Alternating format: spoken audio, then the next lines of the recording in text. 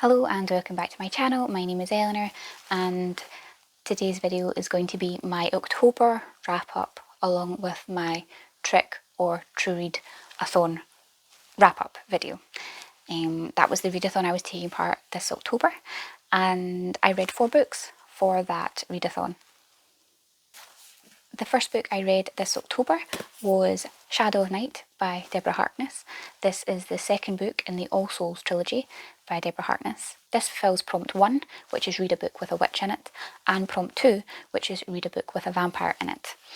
I doubled up all my books because about 4 or 5 books is what I manage in a month, so I read 4 books to complete the 8 prompts.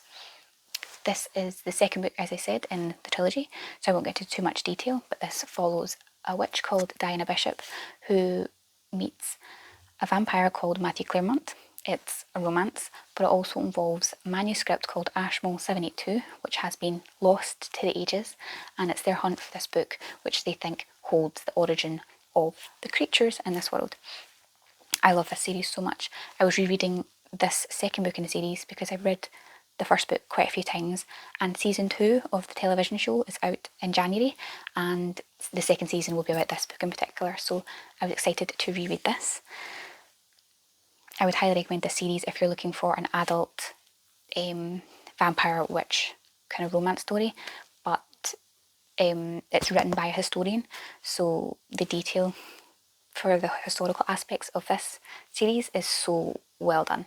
Deborah Harkness is an amazing writer, and I would highly encourage you to pick up the series. The next book I read was The Rise of Magick by Nora Roberts. This was the third and final novel in the Chronicles of the One trilogy. This fulfilled prompt number 5, which was read a book with more than one point of view, and prompt number 8, which is read a book featuring a disaster.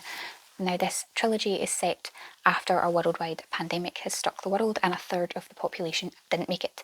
The rest of the surviving people, a lot of them gained magical powers and or became fae-like creatures, like transform. This also fulfills prompt number 7, which is read a book with fae in it. I'd forgotten. So this fulfills 3 prompts from the readathon. Getting all muddled up.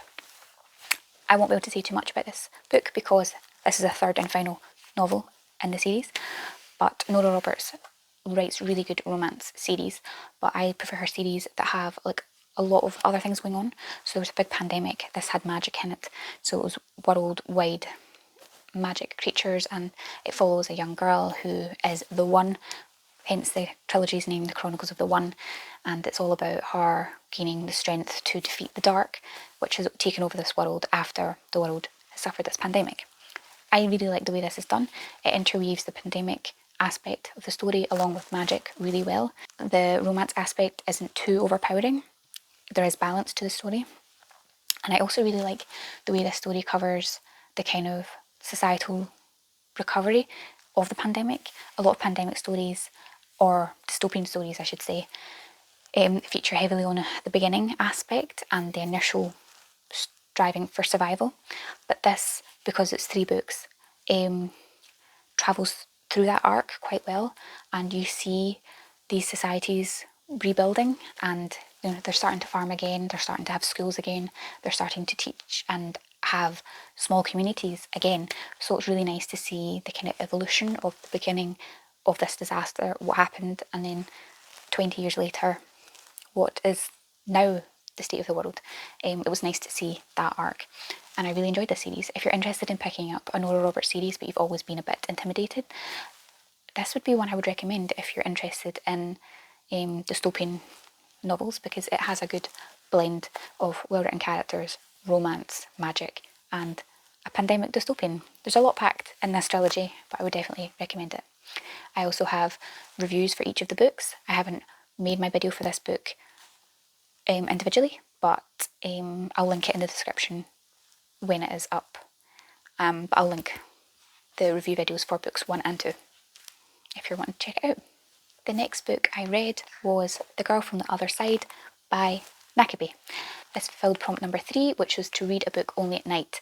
I chose this book because it's a short manga and I knew that I could definitely achieve that, reading only at night. This was it's book one in a manga, so only so much can happen. I'm really intrigued to continue with this series, as and when finances allow, because obviously they can be quite expensive to buy manga like this. The artwork is beautiful in this, and it's following a young girl who lives in this place, and there's these creatures called the Others, and they're under threat and they're being attacked, and you're not quite sure what's going on. But I feel like this first book really laid the groundwork for this series, and I'm really intrigued to see how this progresses. Yeah, and it's like a bit about haunting and a bit about these creatures and things. And as I said, yeah, the artwork is really lovely. I'll just show you this page because it doesn't really spoil anything. It's beautiful. And I'm really wanting to get into some manga. This was my first one, so it took a while to get used to reading back to front and reading right to left. And back to front to me, I suppose I should say, was a bit awkward until I adjusted to it. But yeah, this is a beautiful introduction story, and I can't wait to continue. And the fourth and final book I read for this Trick or Treat-a-thon was The Ghost Tree by Christina Henry. This filled prompt number 6, which was read a book that was recommended to you.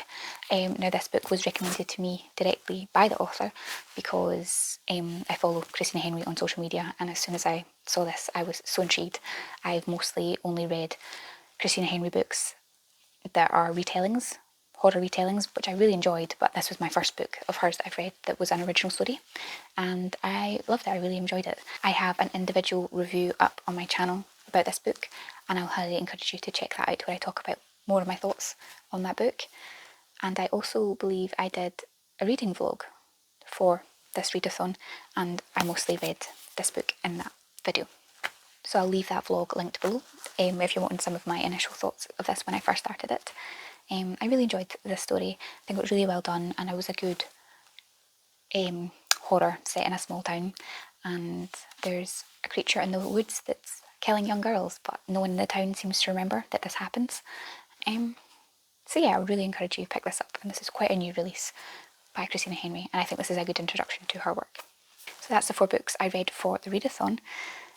I also, this month, read Loras Oxford by Philip Pullman, which was a short novella set in His Dark Materials world. And I read that because last month I read The Secret Commonwealth, and I was quite disappointed by that, so I wanted another taste of this world in a section that I knew I would like. So this is just a short story by Lyra, where she gets involved in some shenanigans. I won't go into too much detail because it really is a very short novella story.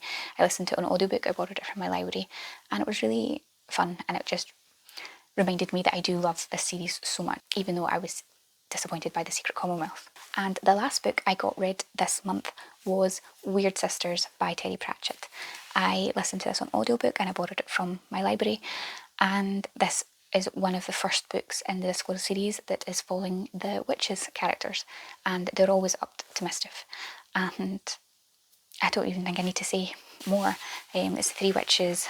There's a lost prince they're trying to protect, and it involves the theatre a little bit and acting, and shenanigans ensue. I don't even think we need much description on that, but I'm really enjoying listening to the Terry Pratchett stories on audiobook. I just think they're really digestible in that format. Sometimes I find audiobooks, if it's a really complicated story, I find it really overwhelming and I find it quite distracting, but I enjoy Terry Pratchett ones. They're really well done, and I wish my library had all of them, but sadly I'm just listening to them as and when they appear. And that's all I got read in October. I also started Horrorstor by Grady Hendrix, but I'm still only 50 pages into this. I haven't got much more read. I've just been really busy. I am enjoying it though. It's so interesting to me that this is like set in a knockoff IKEA and that the book looks like a catalogue. I just think that's really clever of the author to have it in that format. It's brilliant. I'm really hoping I enjoy it, and I'll finish it soon. I don't know if that video will be out yet, but I recently got a kitten. His name is Calcifer, and I'm going to do a short video dedicated to him just to introduce him, because I'm sure he'll feature on this channel a lot in the time to come. But he's greatly distracting me and keeping me very busy, that I'm not reading much right now, and I might struggle to get videos out over the next wee while because he is so young. He needs a lot of attention. So bear with me, and if you're interested in lots of photos and videos, I'll leave my Instagram linked in the description if you're interested in lots of kitten pictures.